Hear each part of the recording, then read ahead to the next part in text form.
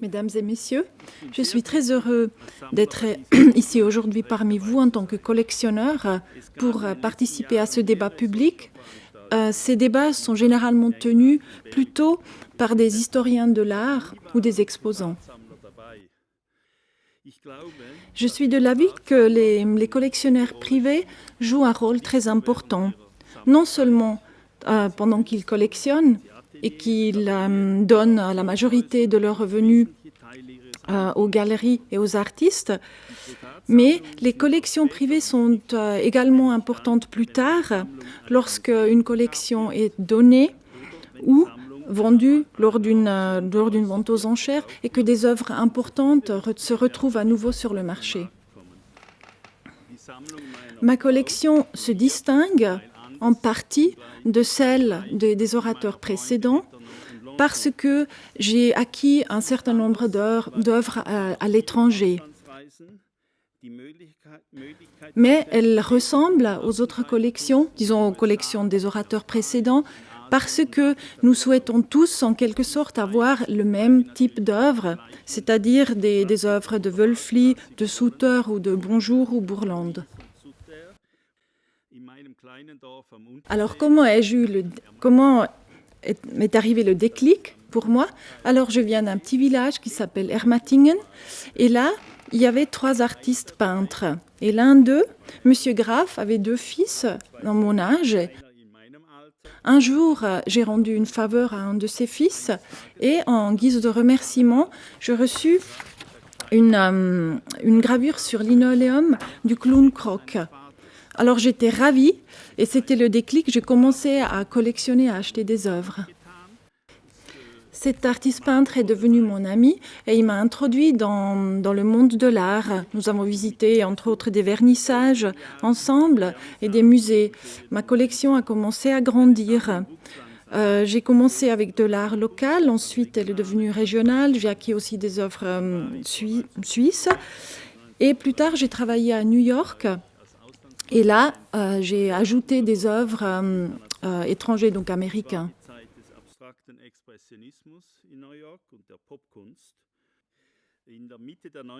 Dans les années 90, mon épouse et moi étions de plus en plus déçus de l'art contemporain. Il n'y avait plus rien à accrocher, mais plutôt des arts, je dirais, électroniques, l'art vidéo et autres. Nous avons aussi visité la Biennale ou d'autres manifestations et nous sommes restés très déçus. C'était à cette époque-là que j'ai visité l'exposition de la collection de l'art brut à Lausanne. J'ai rencontré des œuvres que j'avais dans ma collection, mais qui n'étaient pas définies en tant qu'art brut. J'avais l'occasion, lors de mes voyages d'affaires, d'utiliser 2 villes qui avaient des musées d'art brut. Donc Bègle à Bordeaux et Paris dans le hall Saint-Pierre. Et là, j'ai rencontré des œuvres d'art qui m'ont parlé, qui m'ont plu, qui m'ont attiré. Et heureusement, mon épouse a partagé mes sentiments. C'est à ce moment-là aussi que j'ai rencontré Geneviève Roulin, une cavalière, qui m'a beaucoup aidée. Elle m'a introduit dans le monde de collectionneurs d'art brut et elle m'a introduit dans toute une série de musées et expositions. J'ai entre autres visité la fabuloserie, des musées à Zwolle. Ils ont toute une série de galeries et musées un peu partout dans le monde. En tant que collectionneur, on est malheureusement soumis à certaines restrictions, notamment financières. Il faut se poser la question si on veut mettre son budget annuel pour un Wölfli ou plutôt acquérir un certain nombre d'œuvres d'artistes peu connus. J'avais également une restriction, je dirais, de place, parce qu'il fallait que je puisse mettre les œuvres dans ma valise pendant mes voyages. Très vite, en tant que collectionneur, on doit se poser la question ce qu'on veut collectionner et ce que c'est vraiment l'art brut. Et on entre dans cette discussion avec une terminologie très vaste que vient de mentionner l'orateur. Le problème terminologique a commencé avec M. Dubuffet qui a créé une définition un peu restrictive pour l'art brut. Et ensuite, on a trouvé une deuxième solution un peu de remplacement qui n'était pas très satisfaisante non plus, donc annexe ou neuve invention. Non, que je veux dire que l'art brut, la définition est très très serrée, beaucoup trop serrée, et pour moi, comme Jean-Paul a dit, n'existe plus pour nous. C'est une chose enfermée.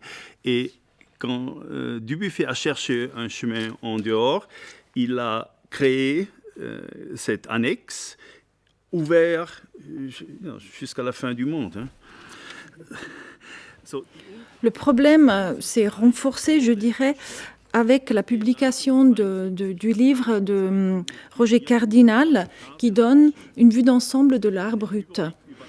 Mais comme il ne voulait pas publier en Angleterre un livre avec un titre français, il a trouvé le terme d'art outsider ou outsider art. Mais dans son livre, il n'utilise pas du tout ces terminologies. Et Monsieur Cardinal a en fait évité de définir quel rapport il voit entre l'art brut et l'art outsider.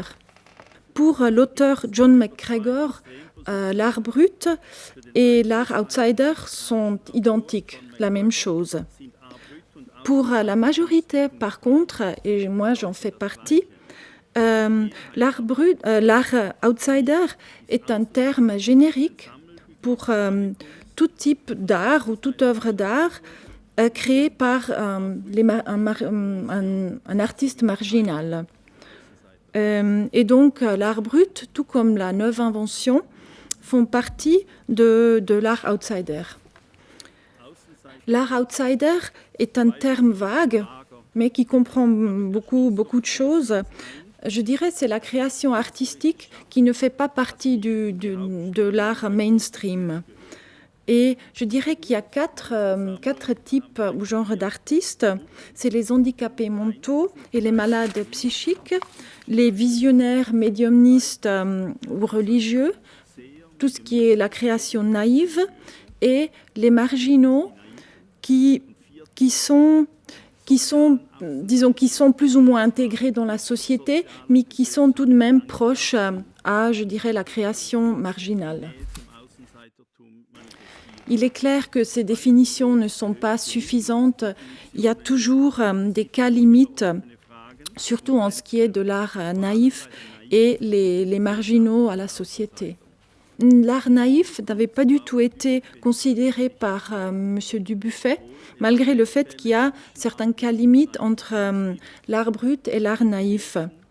Par exemple, Scotty Wilson, Whitley et Heinrich Bleicher. L'art naïf était très populaire dans les années 50 et 60. On voit des dizaines de publications. Dans les années 70, il y a eu certains excès qui ont fait beaucoup de dégâts ou qui ont fait du mal à l'art naïf. Il y avait trop de pseudo-art naïf. Je m'intéresse pour deux raisons à l'art naïf. D'un côté, l'artiste le plus célèbre suisse de l'art naïf, Adolf Dietrich, habitait dans le village voisin.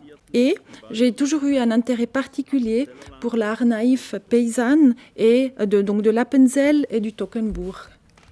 Le problème par rapport aux marginaux à la société se pose par rapport à la définition. On trouve pas mal de manifestations, par exemple manifestation des insolites en France, où un certain nombre de peintres amateurs, ils voient simplement une occasion ou une possibilité pour placer ou exposer leurs œuvres. Aux États-Unis, il y a deux problèmes qui se posent aux collectionneurs. D'un côté, certains grands artistes folk en fait représentent de vraies entreprises familiales comme Finster, Dial ou Tolliver. Et de l'autre côté, la disparition des deux grands artistes, Tolliver et Sudut, a fait que l'art s'est en quelque sorte dilué et on retrouve maintenant certains domaines qui touchent plutôt, je dirais, l'art utilitaire, du style des sculptures en bois, des navajos ou des céramiques ou des figurines de Santeros en Nouvelle-Mexique ou même parfois des tatouages ou des voitures peintes. En Suisse, on peut se poser la question si le découpage de silhouettes fait partie de l'art outsider. En Afrique, est-ce que les peintres de Essaouira au Maroc font partie de l'art outsider? Ensuite, la question des sites. Est-ce que le cyclope de Tinguely ou le jardin Taro font partie de l'art outsider? La question qui se pose aussi, c'est de savoir ce que c'est vraiment un marginal. L'appréciation peut varier. Certains vivent mal le fait d'être définis comme marginal. Disons, il y a 3 exemples. Soit on l'aime carrément, on l'accepte parce que c'est nécessaire, ou on rejette la définition. En allemand et en anglais, en parlant du terme art outsider, on pense plutôt à l'artiste, tandis qu'en français et en italien, le même terme s'applique plutôt à l'art même. Nous essayons en général d'acquérir entre 4 et 8 œuvres par artiste. Il est évident que disons que certains ou des liens très privilégiés sont tissés ainsi avec les artistes. Ce n'est pas dans mon intention de monopoliser la création d'un artiste. Ce n'est pas du tout mon but. Il y a quelques années, par rapport aux œuvres de Jacob Morf, lorsque je les ai reçues en héritage, j'ai fini en fait par les distribuer, en partie aussi gratuitement. Tous, pardon. J'avais un doute. Si un musée entasse des milliers d'œuvres d'un certain artiste, ça n'amène rien à personne parce que les œuvres sont centralisées à un endroit et se trouvent nulle part ailleurs. Nous visitons beaucoup d'ateliers qui sont liés à des cliniques psychiatriques. Il se peut aussi que ce soit des ateliers qui sont gérés par des fondations. Bien évidemment, pas tout ce qui se crée dans les ateliers vaut la peine d'être collectionné, mais des artistes comme Ozer Tchirnervala, Duhem, Kopno et d'autres ont créé des œuvres magnifiques. Lors des visites d'ateliers, il est très intéressant de voir les différences dans la gestion de ces ateliers. Les 2 ateliers aux États-Unis et ceux vers Bruxelles sont gérés de manière totalement différente. Donc aux États-Unis, en fait, le personnel soignant encadre simplement les artistes, leur met à disposition plus ou moins le matériel nécessaire. Et dans l'autre, voilà, il y a une influence directe du personnel soignant. En Belgique, dans l'un des ateliers, il y a, je dirais, une relation presque de partenariat, tandis que dans l'autre, c'est dictatorial. Les visites d'ateliers se sont toujours très bien passées. Il y a eu parfois certaines craintes de médecins qui craignaient que nos visites puissent perturber éventuellement les artistes, mais c'était plutôt le contraire. Les malades psychiques ou handicapés mentaux ont toujours été ravis en fait, qu'on s'intéresse à eux et à leur création. Notre collection comprend des œuvres à partir de Wölfli jusqu'à des œuvres contemporaines.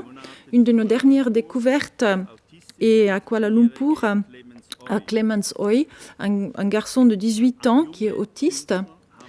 Nous avons également rencontré de jeunes artistes à Waldau et dans les ateliers de Ehrenplatz à Rotterdam et Artilabo à Breda.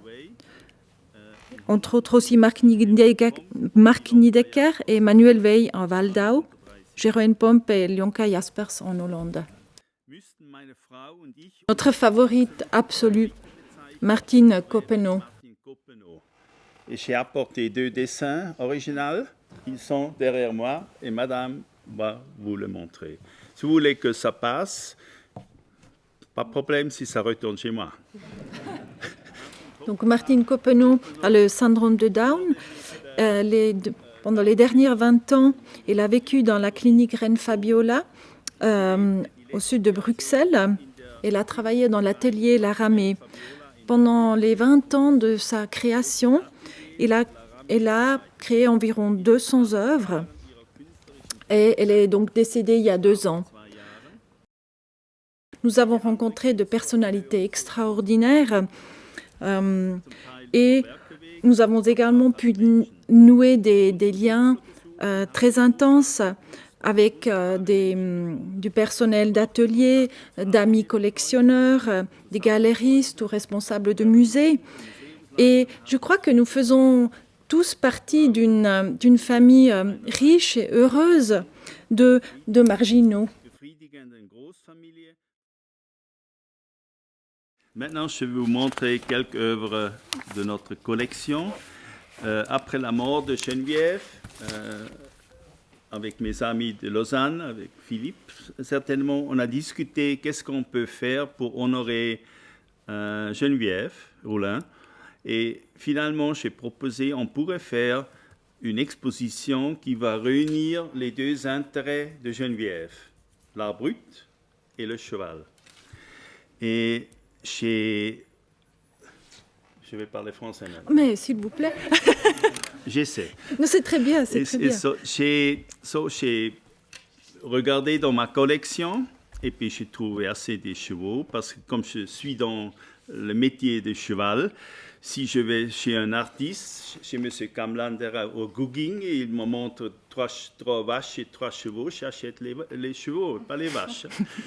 Et après, je suis allé chez Gérard Sandré à Bègle, je suis allé au musée de Thurgovie à Ittingen. Ittingen m'a donné un Dietrich. Après, je suis allé chez mon ami Jean-David Mermot, le partenaire de Philippe. Il a dit, ah oui, j'ai regardé, j'ai trouvé. Il est venu avec un dessin, mais c'était un chien. Il est venu avec un autre, non, c'était un âne. Finalement, je suis sorti de chez Jean-David avec un sous-terre, avec un cheval. Et mon ami Fritz Gerber, qui a fait quelques livres avec moi, il m'a fait une disquette. Et moi, je ne sais pas comme ça marche, mais on m'a dit de pousser ici. Je pousse. Ça marche. Voilà. Ça, c'est Yves Fleury. C'est un Français qui habite en Belgique, parce qu'en France, il n'y a pas le système des ateliers, mais il y a beaucoup de subventions. La moitié des ateliers de Pommeraye ou Ramée sont des Français, qui sont payés par l'État de France. Et c'est Yves Fleury, il va avoir une exposition chez Jean-David Mermot le 13, avec les œuvres de Yves Fleury. Il aime copier des photos. Et un jour, il m'a montré ce dessin. Il a dit, j'ai trouvé ça dans une revue. C'est Markus Fuchs, un cavalier suisse, qui a gagné la Coupe du Monde en 2001. Et il a fait ça. Et quand on a fait l'exposition à Saint-Gall et le livre, on a choisi ce dessin comme affiche. Ça, c'est Giovanni Abrignani, que Philippe a déjà montré. C'est Jacob Greuter, c'est un Saint-Gallois qui a eu une vie assez misérable. Il a travaillé Kübellehrer. Poubelle, oui. Mm-hmm. Il a ramassé le Kehricht. Et il a fait aussi copier beaucoup. Et ça, c'est un dessin sur fabrique, sur textile. Hein. C'est très beau. Quoi. Ça, c'est Sam Macmillan, c'est un noir américain. Il vit dans une petite maison près de Winston-Salem et il a peint toute sa maison. Pas outdoor comme Shaki, mais indoor, même la toilette. Et il a fait ça. C'est un joli cheval. Hein. Peut-être qu'il ne peut pas sauter, mais c'est un joli cheval. Ça, c'est Michel Thomas. Il est un patient à la Ramée, à Neufville, près de Bruxelles. Ça, c'est Mamie Deschili. Mamie Deschili, c'est une Navajo de New Mexico. Et ce sont des cut-outs. C'est du carton et les personnages sont habillés avec des fabriques. Elle a 88 ans maintenant. Elle habite près de Farmington. Ceux qui connaissent la région, c'est pas trop loin de Santa Fe. Ça, c'est aussi Joan Dance. Je n'ai pas de photo. C'est aussi une noire. Elle habite au sud des États-Unis. Et ça, c'est une jeune fille sur un cheval. Mais si vous pouvez lire là-bas, vous ne pouvez pas, il dit « boy », mais c'est un « girl ».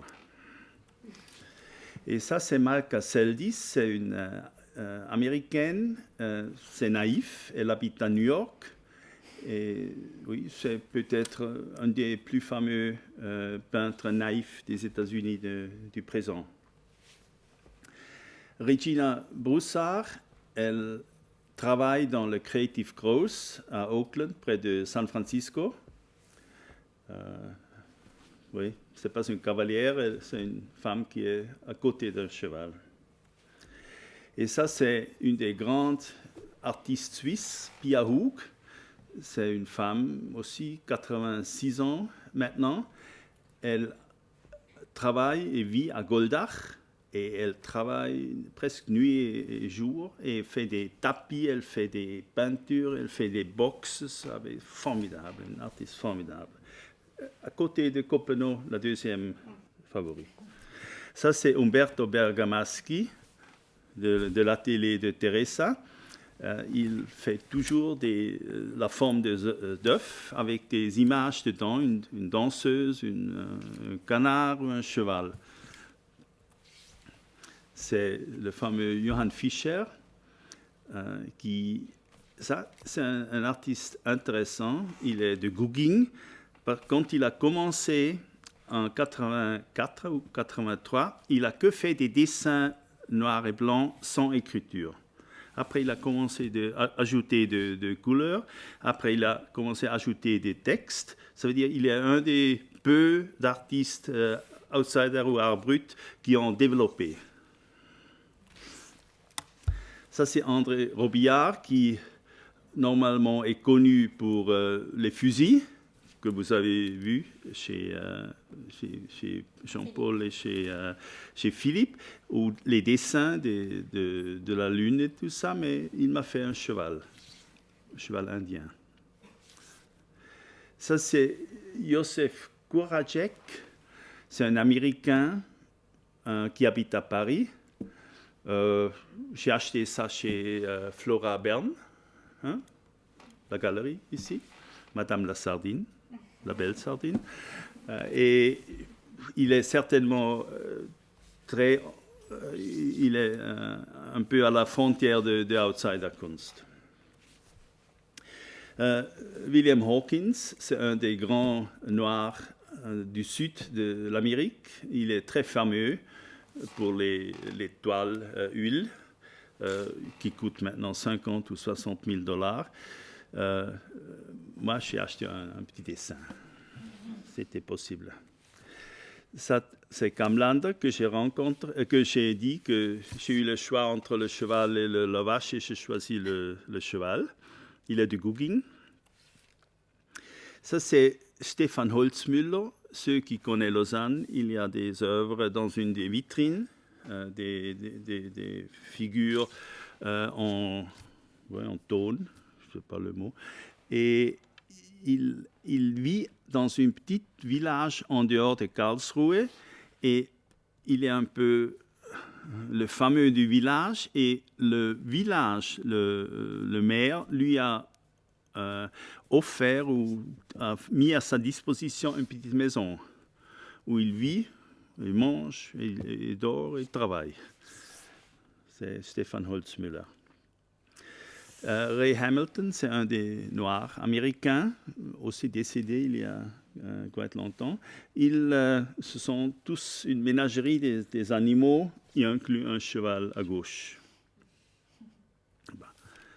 Et ça, c'est Erich Prager, c'est un Autrichien.